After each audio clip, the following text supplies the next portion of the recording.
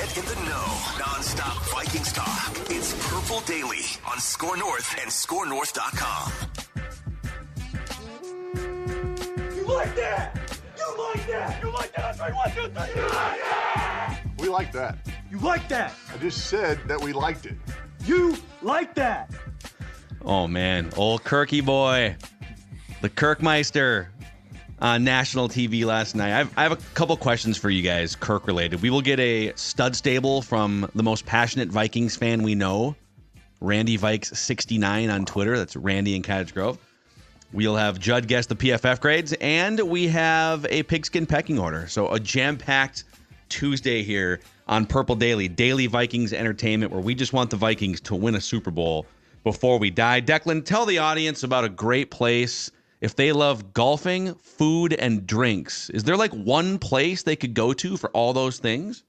Yeah, I used to pay rent in the North Loop. I don't know why I just don't actually pay rent at 3 Jack. I should just hit up Lucy. Hey, can I just sleep in a bay? I'll get my golf swings in. I will live off loaded nachos. I'll live off some great beverage. I mean, what more could I possibly need there from my friends at 3 Jack? You can reserve a bay, obviously, with the golf season now winded down in Minnesota. You still want to get those swings. Don't put those clubs in the closet for the next 4 months. Go to 3 Jack and, of course, load up on the loaded nachos. You mentioned Purple Daily. They'll give you a free pint with any menu purchase item, plus great gathering, too, with all the family and friends coming into town. You're trying to figure out where you want to go. You can go to 3 Jack, and you can book a group from 12 to up to 200 people at 3 Jack. So go to 3 Jack and 3jack.com to learn more.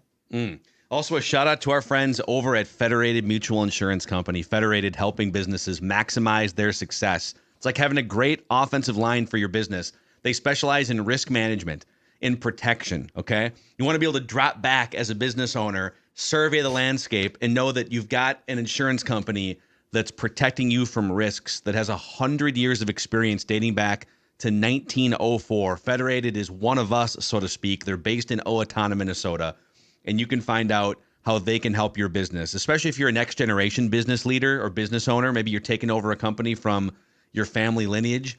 Federatedinsurance.com, where it's our business to protect yours.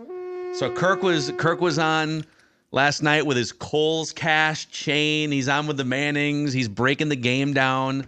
I think, if nothing else, Kirk Cousins made himself, if he wants to, about $20 million a year as a color commentator broadcaster in the future. I would watch Kirk Cousins on a 3-hour football game with glee after last night. I think he would be great as an NFL analyst. He was good. He was really, and again, part of it is I think the fact he's a current player helps a ton because he talks, because those guys always talk so, and they should, if they're articulate, which Kirk is for sure, they talk so in depth about things that are relevant. Like it goes back to, when Romo started and was literally like guessing plays. He wasn't guessing. He sort of knew, right? Jim, look at Jim, I don't think they're going to run, but then he'd be right. Jim, I don't know. Kirk, Kirk is saying they've got to do, that the Titans should hand the ball to this guy. And then sure enough, they do. I thought Kirk was great. And here's the thing that I really liked, and it made the Manning cast a lot of fun. Having 3 quarterbacks just sort of spitball things around, I thought was good. And the thing I'll give Kirk is he was not afraid to jump in. So he was really good. He didn't wait for them to necessarily always ask him questions. He jumped in too. Yes. So it was almost like being a fly on the wall with 3 guys who know a ton, which I thought was great. I learned, I'm sure, no offense to our guy, Joe Buck, I learned way more watching that than you certainly do your traditional television broadcast. Yeah. I think he ranks I haven't seen all the Manning casts over 2 or 3 years, but Kirk probably ranks top 3 to top 5 in just best guess. If you're looking for someone that can play along, that's pretty funny, but also these are close games. I want to break down the games too. Right. Russell Wilson came on as one of their first guests back a year or two. I think it was 2 years ago. 2 years ago. You're right. And they were it was a Ravens-Raiders game or something, and they were breaking down. They were literally spike, spike, spike. It was as if they were at the line of scrimmage, and they were ripping the opposing coaches and stuff. So I thought it was great. Do you guys, here's my next question for you. do you find yourselves? We are the number one Kirk criticizers here, right? Purple Daily. You guys are Kirk haters, which has always been unfair. I think when players deserve criticism, we criticize. When players take up 20% of the salary cap and the expectation when they're brought in is to win a Super Bowl, we criticize a little bit more, okay? Had to bring it up. With that as a backdrop, the Vikings barely scored 3 points last week. They lost at home to the Bears because they couldn't score. They're going through backup quarterbacks, This isn't exactly how you would have, drawn up a perfect plan to succeed Kirk Cousins. I don't think anyone was sitting here saying, move off Kirk and get into a roller coaster of backup quarterback play, right? But do you kind of miss him? Do you kind of miss Kirk Cousins? So guess what I did after I saw this prep that you sent over in an email? I wanted to go back. Did you pen a letter? Did you pen a handwritten letter to Kirk? No, that would be even worse. No chance I could do a handwritten letter. I wanted to know, what are teams' records going into week 15 with Kirk Cousins as their starting quarterback? So I went back the last 7 years and looked at his record, or his team's record, with him as the starting quarterback going into week 15. Okay. Last year, obviously, the Vikings were really good. They were 10-3. So they were 10-3 in 2022, heading in to week 15. Year before that, 6-7. Year before that, 6-7. 2019, 9-4. 2018, 6-6-1. There was a tie in there, if you remember, against the Packers. In Washington in 2017, 5-8. In 2016, 7-5-1. In 2015, 6-7. That means Kirk Cousins led teams heading into week 15 have a 54 win percentage. If you take the two ties actually equals one win. A tie in winning percentage is a half a win. So you put two ties in there, it actually equals one win in the winning percentage. Well, it's also a half a loss, isn't it? Yes. I was told half win, half loss, but regardless. Let's just put the ties in the tie bin and not count. We can do that too. 57, I don't think he gets credit for. If you tie 10 times, do you get 5 wins? Declan, you trying to do this math is very impressive. I would have tried this one. Let's move the ties out. He doesn't get credit for a full win on 2 ties. I'm going to make an executive decision. 55, 47, and 2 is his record. Good. We'll just go with that, okay? We'll factor out the winning percentage. 55, 47, and 2. If you remove the outlier, I'm going to call the outlier of last year with Kevin O'Connell's a 10-3 record. He is 45, 44, and 2. The Vikings are 7-6. These are the kind of teams that Kirk Cousins always ends up being around week 15. Is Kirk Cousins far and away better than Nick Mullins? And do I feel better about the Vikings offense with Kirk Cousins at the helm? Yes, I do. But also Kirk Cousins has a history of being 7-6 around week 15 on the teams that he is quarterbacking. Well, he has always been a gravitational pull, whether it's 100% his existence that brings a team to fight. But yeah, he until last year, and that's the thing. I think his record was exactly 500 or like a game above 500 for his career going into the Kevin O'Connell era. And then they break out with 8 fourth quarter comebacks and they win the 13 games. And so now for his career, he's like 10 games over 500 or whatever it is. So you're saying, are you saying you miss him or you don't miss him based on I don't miss him because this is exactly where the Vikings would, in my opinion, be if they had him. They'd be 7-6 because history says with Kirk Cousins, this is exactly where you are. So no, I do not miss him. Wow, that's harsh. I feel like that's harsh. Judd, do you miss him? Do you miss Kirk? I do miss him. And here's why. Because Declan's research is great. And like we've talked about this before. And yes, he has been traditionally until 2023 a gravitational, or 2022 a gravitational pull towards 500. But here's why I miss him. You know what? I like Simon and Garfunkel as soloists. I think that they're good. But you know when I really like them? Together as a duo. And that's why the forced breakup of Cousins and O'Connell, I missed that Kirk. Because I think that the Vikings would be in far better shape for a second consecutive year. Because I think what we've seen, and this is not this is not a discredit of Kirk, and it's actually not a big pat on the back. But I think what we've seen is that Kirk Cousins, with the infrastructure correct around him and a head coach who really caters to him, which O'Connell tries to, was a successful duo. And look, Kirk Cousins a year ago, you guys, a guy who we always, rightfully so, criticized for not really having a clutch gene, brought this team back in the fourth quarter 8 times. Yeah. 3 times, 4 times is nice. And yes, he started this in 2021. But you know what? 8 times, I don't think is a fluke. There were certain things about 2022 that were fluky, okay? I think when you have a quarterback bring you back 8 times, that's a credit to the quarterback and whoever is helping him, which in this case is O'Connell. So I'm with Declan. Pre-2022, I wouldn't miss Kirk right now. In fact, I'd say, yeah, is Kirk, is Kirk going to play great? Sure. But I miss this Simon and Garfunkel-esque Cousins and O'Connell duo together because I think they had something. And I don't even know, we can get into, well, does that mean that they should re-sign Kirk and keep this together? And we can talk about age and the Achilles and all that. But yes, you're asking me right now, do I miss Kirk? Yes, I do. Yeah, I understand where Declan was going with the math exercise, which is like, hey, for the large sample size, Kirk's teams are a gravitational pull toward 500. It's funny, that's where even with him only playing half the season, that's kind of where this team wound up to. But to me, the history has less to do with it than the point in time that we are at right now. If the goal is to make a run, there's only like maybe 3 to 4 somewhat dominant teams in the NFL. I mean, the Niners are dominant. The Cowboys look like they're dominant. The Eagles are not a dominant team. The Eagles are in all these close games. They just got waxed by both the aforementioned teams. Yeah. And then you got the Ravens, who are in a lot of close games on the other side of the conference. So I'm not saying the Vikings would be Super Bowl contenders right now, but I would really be curious to see Kirk Cousins try to make up for what didn't happen in 2018 and 19, specifically 2018.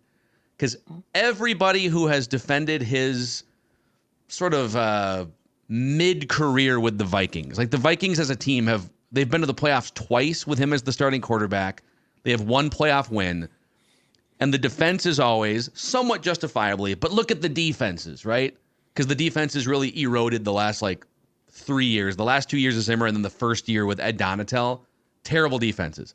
But when he took over, the agreement was in 2018, Kirk Cousins is going to be the starting quarterback that puts the Vikings over the top because they have the best defense in the NFL. Going into 2000, and they still had, by all measurements, like a top 5 defense. It didn't drop off that much from 2017. And they missed the playoffs because he wasn't ready. Well, but the offensive coordinator, but this and that.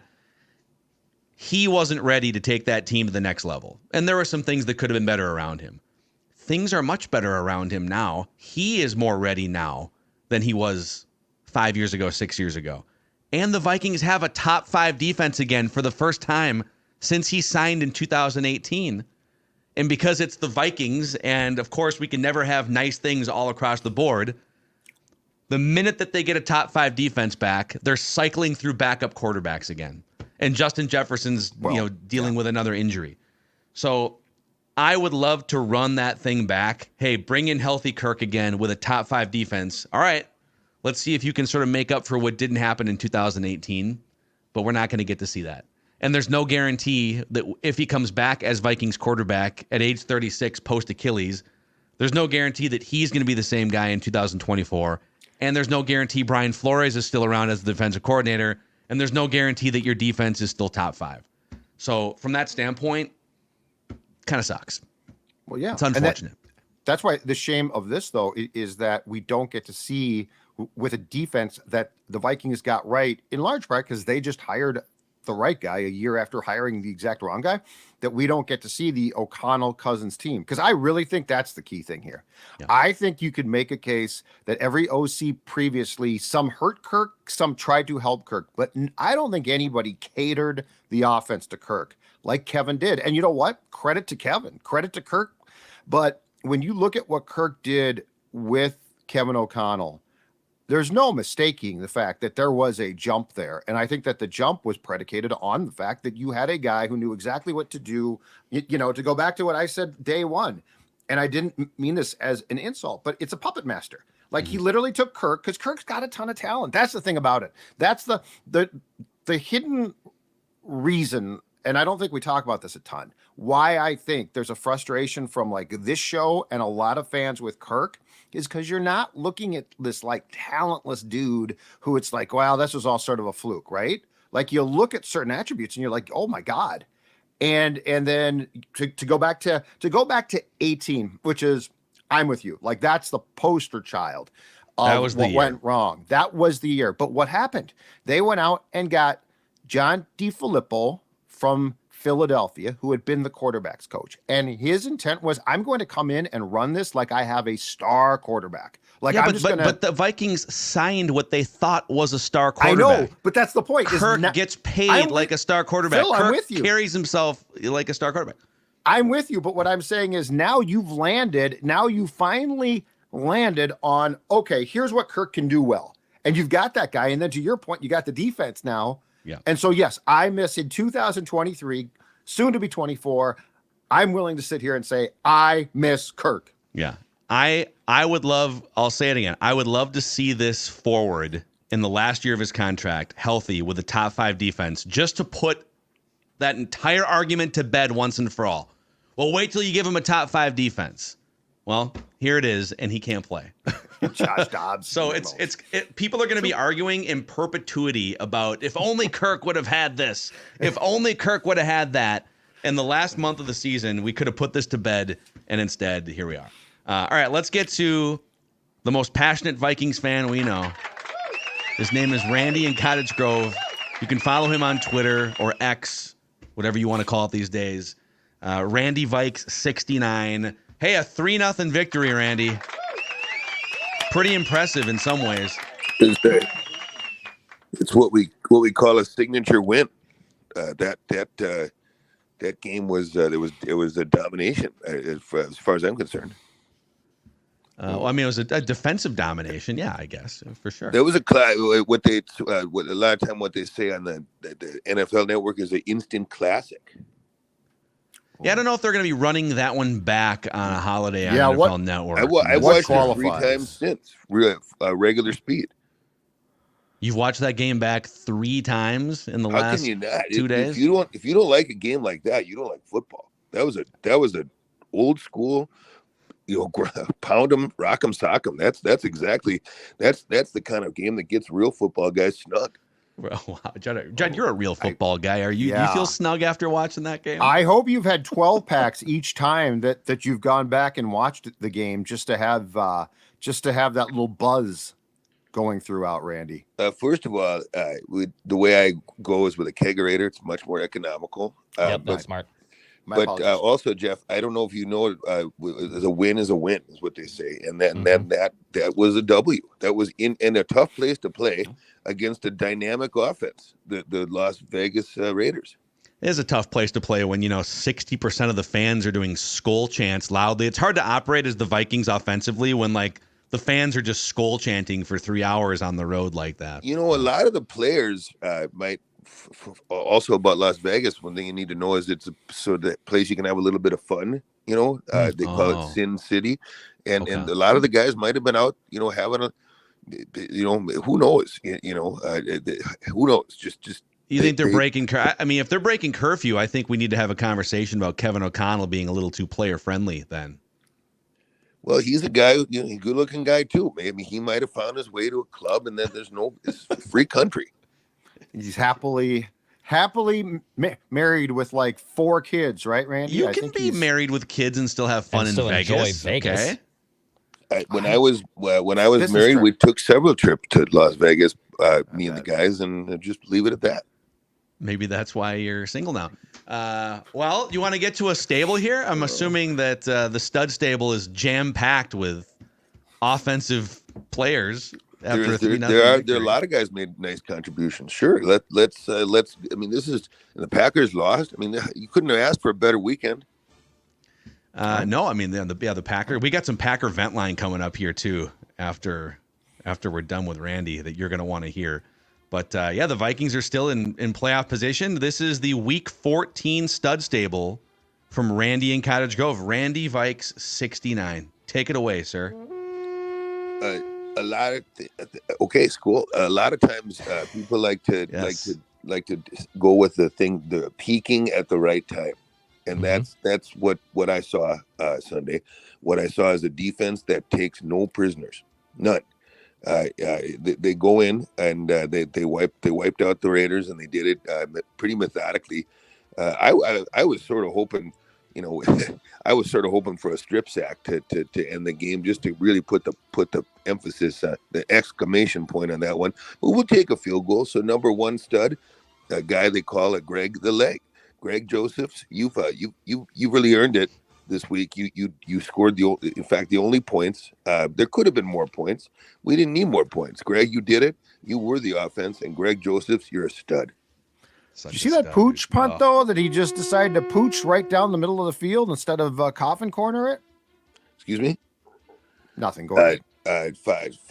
Following up, I'm sorry for the delay there. Following up Greg Josephs, we do have another guy who just on offense is just starting to look like what they call a tough customer. Yeah. And this is a guy who, he only played a little bit of that game, but I think you're gonna like what you see going forward from the likes of a guy like Josh Dobbs.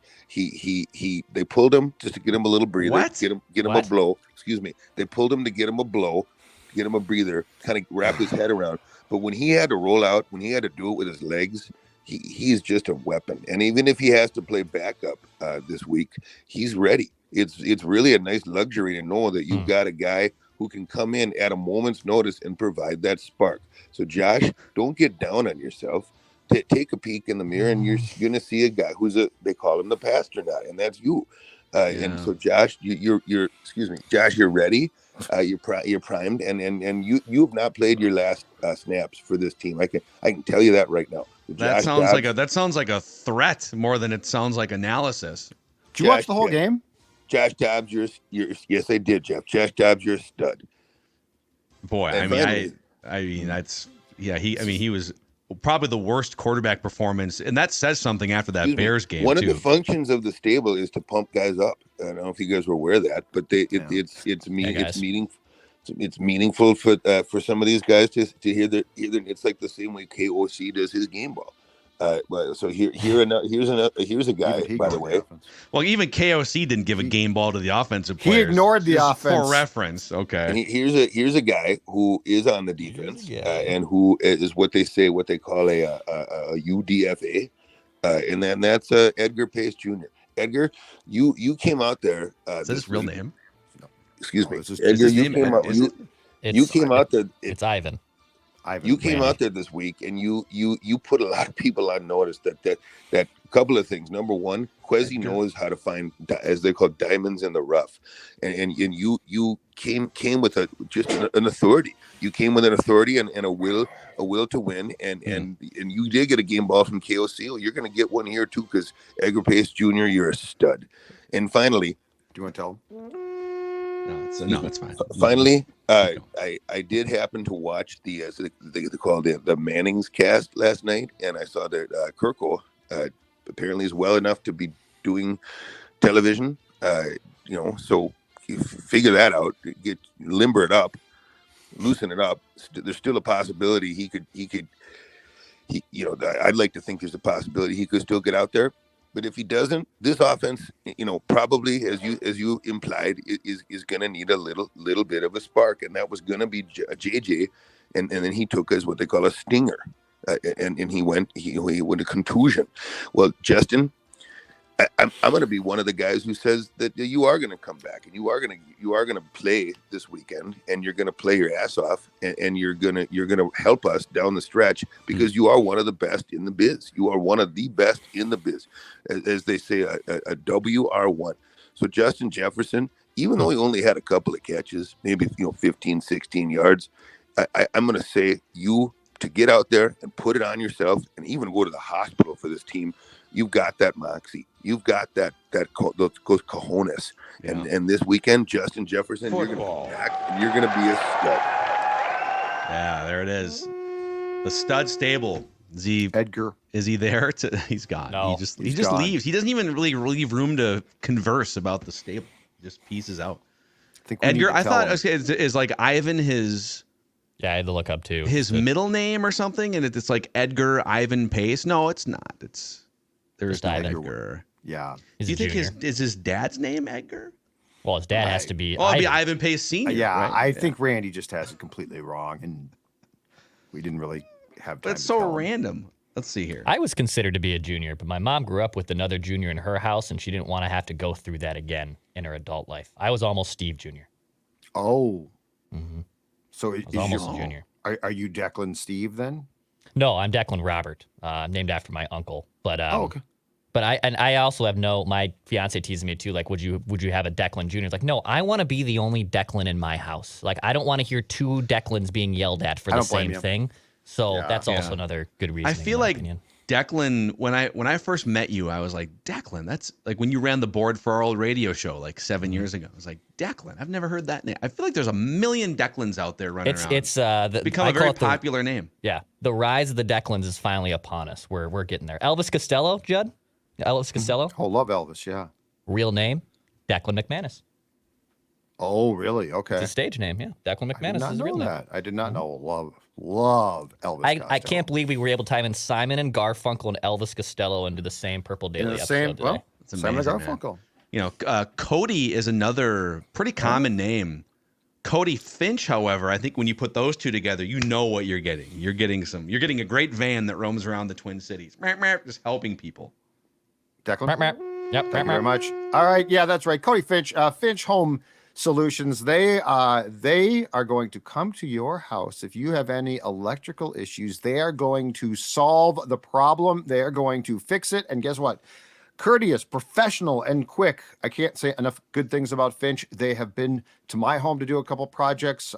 They were absolutely outstanding. You know, this isn't a DIY world here, folks.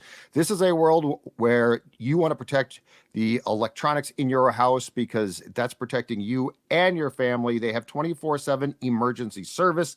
Give them a call, 612-357-2604, 612-357-2604, or go to their newly redesigned website, finchhomesolutions.com, finchhomesolutions.com. You can actually, if you are in need of a project, big or small, go to that site and they will come out and fix whatever ails the electronics in your home. Make sure that if you do make that call or go to a site, though, that it's Finch Home Solutions. Cody and his team are outstanding. Also, a shout out to Sound Story here. So this we've been talking about this for a couple weeks, and it could be the perfect holiday gift for you. If you're looking at your watch or your calendar, you're like, oh my gosh, I haven't even started holiday Christmas shopping yet. This could be an incredible gift of a lifetime or multiple generations. Here's how Sound Story works. Think of it like a podcast in which the guest is one of the most important people in your life, your grandpa, grandma, mom, dad, whoever, telling their life story, childhood memories, career accomplishments, when they met their spouse for the first time, captured and recorded in a studio with a professional interviewer guiding the conversation. I am one of those professional interviewers at mysoundstory.com in the Minneapolis-St. Paul section. It starts at $3.99 at mysoundstory.com. 10% off gift certificates at mysoundstory.com with the promo code PURPLE. That's promo code PURPLE at mysoundstory.com. I would love to be the one that helps tell the story of someone in your life. So go to mysoundstory.com for you, for them, forever. Okay, boys. You know, it's always tough when the Vikings lose. They didn't lose, but it kind of felt like a loss in some ways. Just people felt dirty. People that went to the game were like, what did I just sit through for 3 hours? 3-0. Paid a lot of airfare too, man. I'm sure the trip was a lot of fun outside of the football game, but that was an expensive investment for 3 points. Yeah, so you're shelling out a lot of money. You feel kind of dirty as a Vikings fan until you watch Monday Night Football last night. And you get to cleanse that dirty feeling by watching the Green Bay Packers lose to the lowly New York Giants. And Tommy DeVito, we bring to you Packer Vent Line, courtesy of ESPN Milwaukee. This was a game that Green Bay could have taken a lot from if they win 22-21. But in a big boy business, you have to figure out ways to win these games. That's why they're a young football team. I still believe a playoff team, but this loss stings. It stings badly, and it stings for a lot of reasons, but it stings mostly because I was hoping that this young team was going to show growth and find a way to win a game that they didn't play its best. It just tells you that this team still has a ways to go. Savage. Mark Tauscher. It's really sad vibes there. Still a playoff team. Borderline. They thought they were going to run the table, though, I feel like. They're like, the Giants, the Vikings. Here we go. I think you're right. I think you're exactly right. And now they're coping. It's not just that they lost, it's the manner in which they lost with that amount of time. Tommy DeVito has never done that and will never do that again, other than when they show his high school highlights. That's the guy they beat. Oh, they didn't even have college. Granted, it was the same stadium. I don't know what even... How do you make Tommy DeVito look that good? Granted, the most of the game, he did what he does best, run. 4 plays, 5, 7, 9, and 32 yards. It's not possible to be that bad. I love the stand-up. Homer. Literally, I love the standing up. Homer. That is so great. Homer. No. He's fired up. Homer. And he'll never do it again. Who knows? Tommy DeVito, what if he's for real? Well, he's for real in that they're winning more games than they were with Daniel Jones, right? I know. And don't forget, in the 2022 college football season, Tommy DeVito and the Illini beat our Gophers. Yeah. Tommy DeVito transferred from Syracuse to Illinois for a year, and he beat the Gophers. Brother Boat. Sky Yuma, go Gophers. Well, he's got 25 first-round picks on that defense. He's awful. We will never be a competitor for a Super Bowl with Joe Barry running our defense. And by the way, is Bisaccia worse on special teams? I don't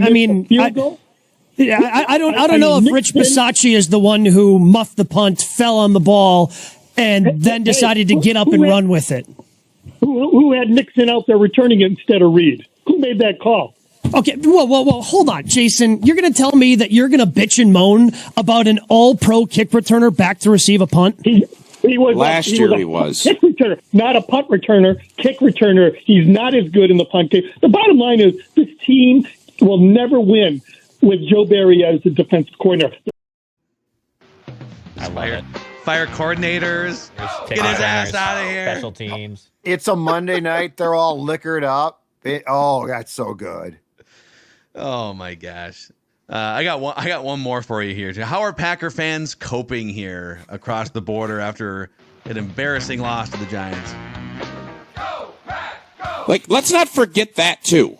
That's all I'm saying. Rip Joe Barry all you want. The great team. Let's find a way to win games that they're going to lose. They had the game. We're not a great team. Well, we're 6-6. We're not a great team. Okay, so even average teams, you have to find a way to win. They did all the things, but you're not. And they caught. You're a team. Homer. Homer. Oh God, I love it. So is that Tausch? That's Tausch. Yeah, you can. Tausch is in the. You can hear him through wherever he is. Right. Homer is the one standing. Yes. And then wherever he is, like in his home or somewhere. Oh my God, that was great. We're not a great 6-6. Ah, we're good. Ah. Oh man. Well, I don't think the Packers are going to crack our pigskin pecking order here. Let me pop this up on the screen here for the YouTube audience, where we rank the 10 best teams in the NFL. We all three do the exercise and then put the aggregate together here. This is getting tougher, by the way. How many of these teams lost last week too? You're like, yeah, okay. That's the point. That's exactly the point. 1 and 2 are easy in my opinion. It's 3 through 10 that causes some confusion. Yes. Well, so number one, we all have the 49ers number one.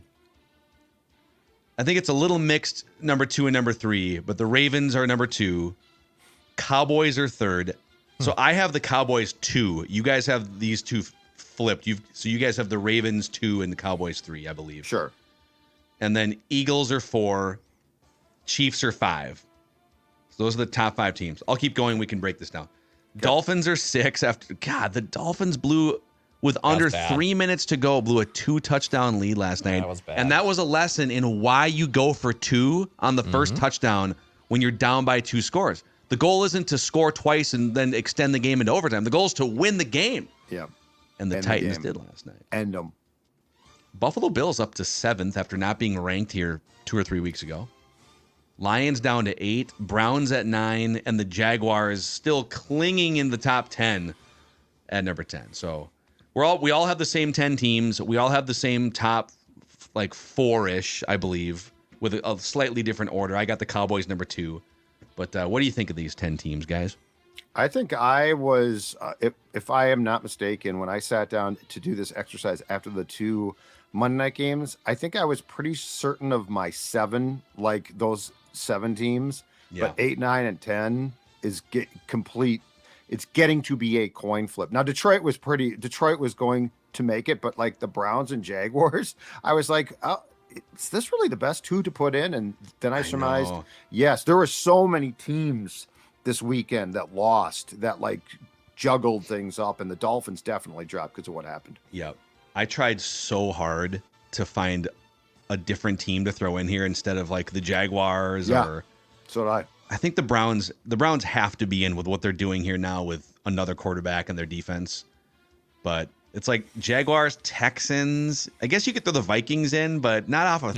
If they would have won that game like 17-0, then I think we probably all put the Vikings. I dropped them more because of that, how bad that was. Yeah, you guys each dropped them. So I kept them at 14th because, I don't know. Some of the exercises like, okay, well, who's going to be above them? Steelers? Like, there's 13 teams that are 7-6 and 6-7. The Vikings sit on top of that. I just got mad and irrationally dropped them. Yeah, I'm with Judd. Did the same thing. You guys didn't actually go through the exercise of like, okay. No, I just was mad. I sent them to their room. I sent them I put them in timeout. So I got him 14th. Judd has him 15th. Declan has him 16th here.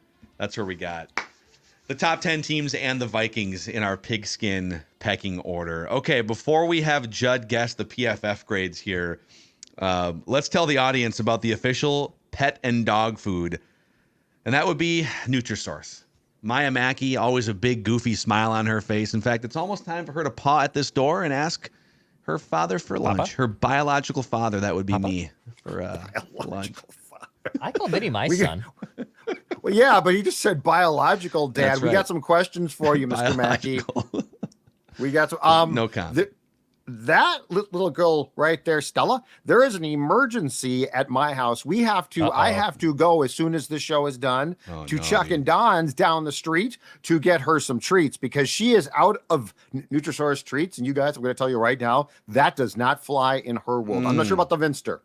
Yeah, no, he just likes to sit. He knows where the treat, drawer is, if you will. So yeah, he's just kind of been trained to, once he comes in from outside, like the old Stella move, Judd, of just kind of sitting by the door of, hey, all right, I've entered, I did my business. Now give me some of those treats, please.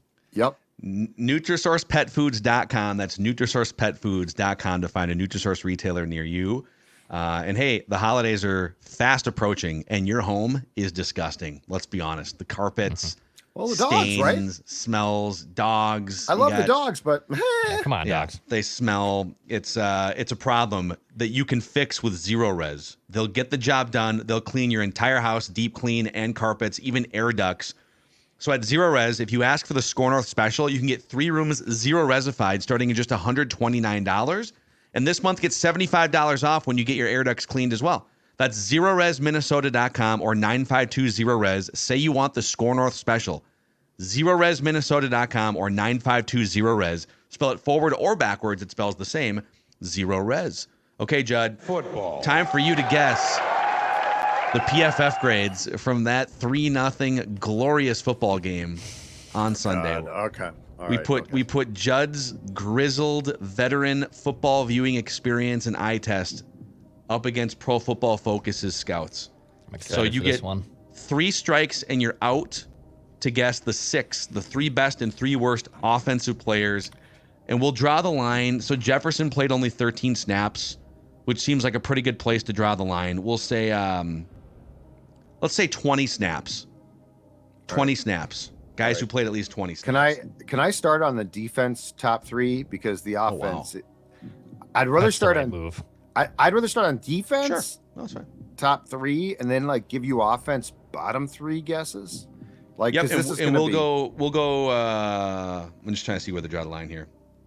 We're gonna go 15 snaps because a million guys played, and there are a couple guys that are like, I'm just gonna draw the line at 15 snaps, which probably gives you a hint as to like, there's clearly a player that. Well, I was gonna say this ton, is the reason why I want to start here though is Ivan Pace Jr. is a lock to be in the top 3. He's the number 1 graded defensive player for the Vikings, 92.9 out of 100. That was not hard. All right. I feel like the safeties. I feel like I saw the safeties quite a bit. I feel like I saw Josh Metellus quite a bit. He's the number 2, 89.6. All right. Gets a little tougher now. What did I say? 15 snaps? Yeah. 15 snaps. Yeah, you said 15 snaps. Top 3.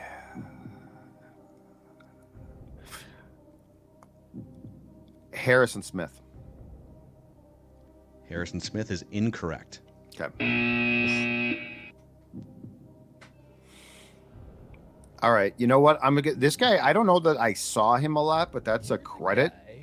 That's a credit. So I'm going to guess this, not because of all these plays I saw, but because of the fact I didn't see him as much as I thought. Mekhi Blackman. He's been third highest. PFF darling. PFF darling. 83.4 grade, and he was not targeted on 19 snaps. Yeah. Not targeted once. He had 2 stop tackles, 3 tackles. Excellent in coverage. Yeah, I can see why Devontae is probably very frustrated, but still a credit to Mekhi Blackman.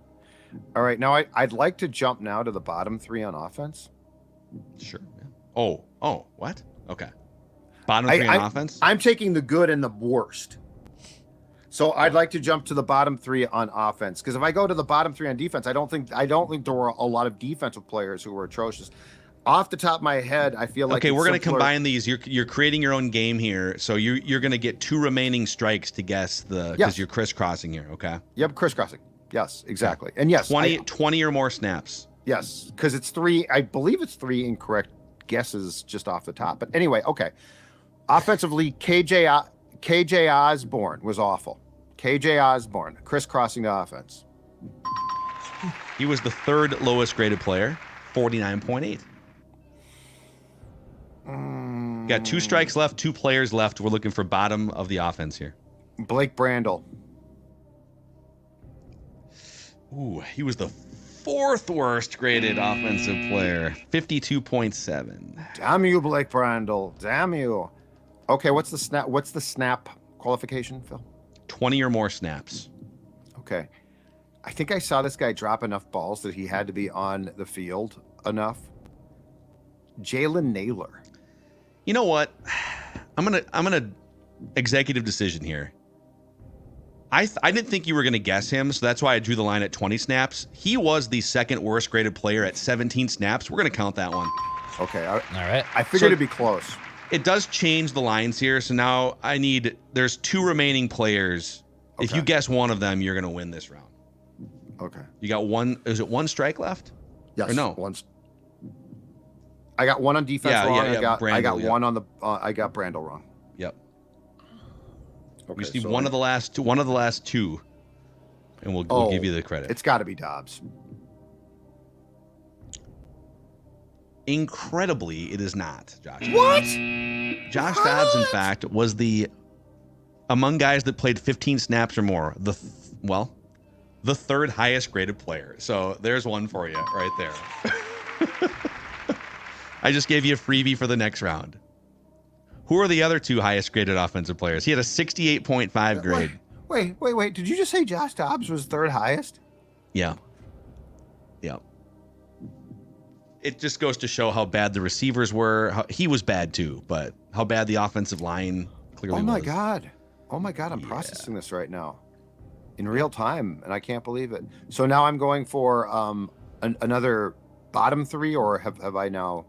You lost. You've screwed this game up. It's super confusing because you're so crossing bad. Over. Yeah. And the audience has no idea what we're doing now. But no, I'm confused myself. But I was confused in trying to watch the game. Why did you try to change the game? Now we're all over the place. Yeah, you lost the first round of this. Oh, okay. Brandon, because you guessed wrong on Josh Dobbs. Yep. Brandon Powell and let's see here, Josh Oliver were the other two lowest graded offensive players. I wouldn't have got those two guys for sure. Okay, so now we're looking for the top offensive performers, and I'm going to make you guess. Okay. We're taking Dobbs out. Okay. Give me the other three. So of the top 4 performers, give me the other 3. We'll start clean, and then the bottom, is it the bottom defensive performers, right? Yes, okay. The bottom 3 defensive performers. Okay, top of the list, Alexander Mattison. Alexander Mattison was the highest graded offensive player. Nice game. Justin Jefferson actually was with 13 snaps, but he didn't qualify here. So Madison. Mm-hmm. Okay. Christian Darrisaw. Darrisaw was 4th, but because we gave you Dobbs, he counts. Okay. 67.8. So I need one more. Yes. And I need one more. Okay. Any wide receivers? No. Johnny Munt wouldn't have qualified. You know what? No, he couldn't have been top 3. I don't think he did enough. Oh boy. Oh man. I'm gonna guess. I think I'm gonna go with the offensive line. Although, right, we are saying 15 snaps on offense is what I said. Yeah. If I didn't say that already. You know what? Screw it. It's so bad. T.J. Hawkinson. Mm-mm. Yeah. Strike one. Right.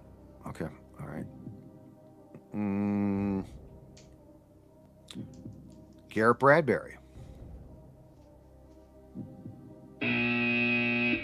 Strike 2.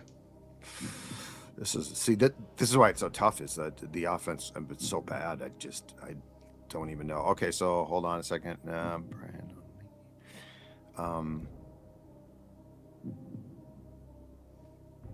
Brian O'Neill. Well, you didn't say that with much authority. You're getting closer. Okay. You struck out there. David Quisenberry at 69.8, the starting left tackle. Well, not the starting left tackle. He played right tackle in place of Brian O'Neill. Yep. And then I think he might have gotten some other snaps too. But and then Schlottman came in for Reisner for a brief period when Reisner was hurt. Brutal. And then the bottom of the defense, you already struck out here. So we'll give you Sheldon Day, Byron Murphy, and Patrick Jones II, despite having a pressure and at least like a half sack or a hurry in this game. I might have got Murphy. Just a brutal situation here. I might have got Murphy. Yeah, he's pretty safe to guess almost every single week in this game. Yeah. I'd love to know internally what they think of him. Because like they ask him to do a lot, so they clearly trust him. Aiden O'Connell was 6 of 8 throwing at Byron Murphy for 73 yards and 46 yards after the catch with a long of 38. That one, the only big offensive play of the game. Wow. Was credited to Byron Murphy. So, tough. All right. Well, that was an exercise right there. Yeah, that was that reflected the game.